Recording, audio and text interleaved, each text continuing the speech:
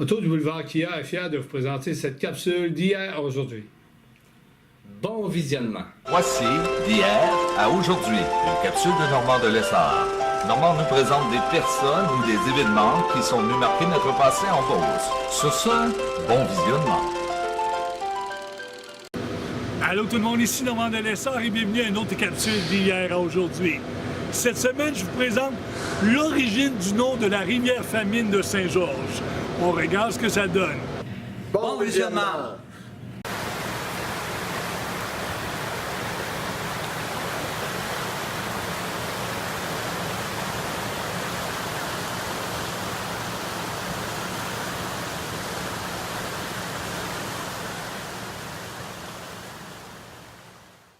Bonjour, je m'appelle André Bisson, je suis historien amateur.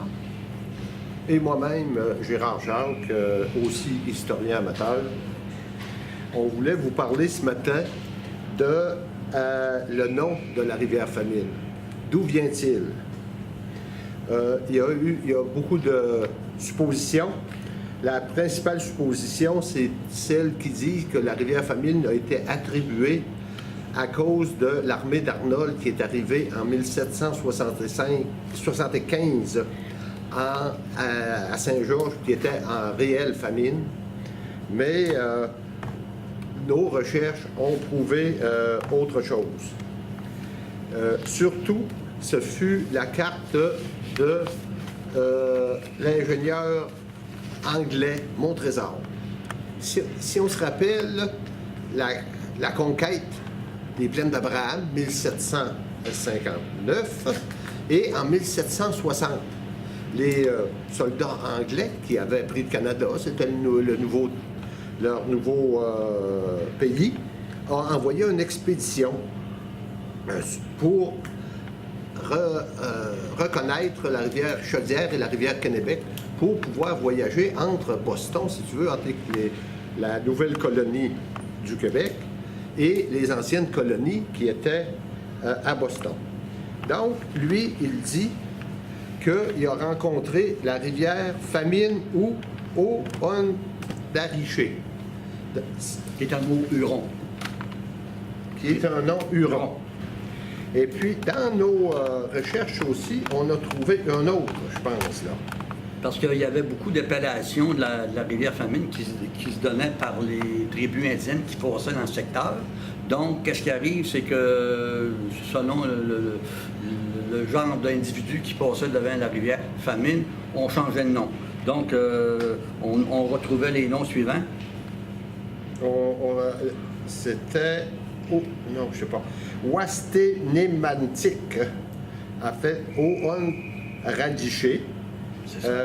Famine, entre autres en français, ou Ouastémantique, je viens de répéter là. En 1773. 1773, ça c'est apparu sur un plan de fond de la famille Chaussegros de Léry par un arpenteur anglophone. J'ai bien connu les arpenteurs, voici en passant. Et puis, si on revient à M. Montrésor, M. John Montrésor, c'est un ingénieur militaire qui a suivi, en fait, l'armée anglaise. Il est né, en fait, lui, à Gibraltar. Il a fait la campagne contre le fort Duchesne, Louisbourg, Québec, et après, naturellement, il a combattu les Anglais à la Révolution américaine. Ça fait que donc, il a fait la carte de l'Acadie, du Saint-Laurent et du Québec. Pourquoi, là, maintenant, on est pris avec les trois noms, dont le francophone. On avait un autre aussi en 1782, Mataka, dans le procès d'arpentage de la rivière Famine. Oui. Donc, c'était un autre nom que les Indiens avaient donné, là, une autre tribu d'Indiens. Mais ces noms-là, quand on les traduit, c'est la famine. Pourquoi la famine? C'est ce qu'on se demande. Naturellement, qu'un document de Philippe Charland, un historien indien, il y a un nom québécois, mais je pense qu'il est de souche indienne dans son... Et puis, lui, il explique pourquoi.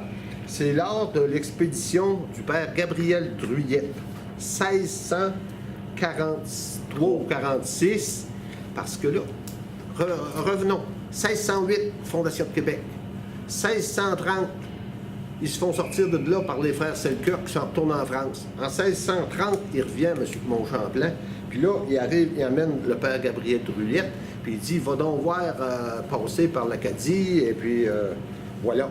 Ça fait qu'il part, puis il s'en va. Il part au mois d'août. Et il arrive à Saint-Georges. Puis là, il savait qu'à Saint-Georges, il fallait tourner à gauche. Ça fait donc, il tourne à gauche à la rivière, qu'on appelle aujourd'hui la rivière Famine. Et puis, là, il prend la rivière Famine, puis il monte, à peu près parallèle à la route 204 en allant vers Sainte-Justine. Bon, voilà. Il s'était trompé. Non, il n'est pas poursuivi tout de suite. Oui, c'est ça.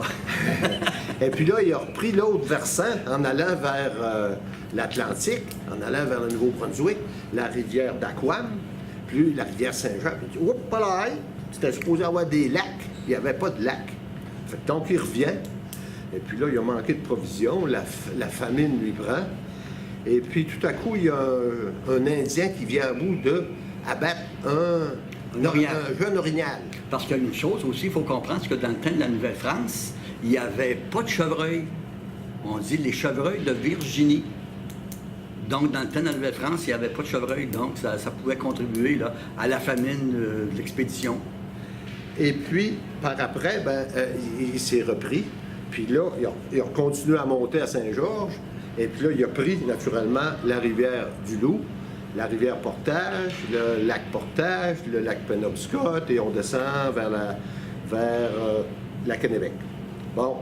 Et puis, par après, les Indiens, quand ils passaient à Saint-Georges, ils disaient, vois-tu, ici, là, ça, c'est la rivière de la famine, qui devait dire du père Druillette, en voulant dire, prends-le pas parce que tu vas avoir la famine. Continue un petit peu plus loin si tu veux t'en aller aux États-Unis. Ça fait qu'il n'y avait pas rien d'écrit il n'y avait pas de pancarte sur la rivière Chaudière, et puis c'est pour ça que c'est la rivière Famine, que le nom est la rivière Famine. Ça a été évidemment dans une étude de M. Charlin, qui était professeur à l'Université McGill à Montréal en 2005, qui a rédigé une thèse. Donc, on retrouve sa thèse sur Internet. Puis, ceux qui veulent le consulter, c'est possible là, en tapant là, Philippe Charland, 2005. Et puis, vous avez 300 pages de texte là, qui expliquent d'où viennent tous les noms Abénaki. Parce que lui, c'est un Abénaki d'Odanak. Odanak, c'est près de Nicolet, à l'embouchure de la rivière Saint-François, qui est en fait la décharge du lac Saint-François de Lambton. Donc, on peut dire officiellement que le nom famine, on pourrait dire que c'est terminé. C'est officiel, c'est pas Arnold, c'est la fête, c'est la faute à Gabriel Druillette là, qui s'est trompé. Il aurait dû mettre le flash à gauche ou à droite, mais il s'est trompé. C'est la vérité pure, ça l'a été quand même, Gérard et moi, corroboré par des études là, universitaires.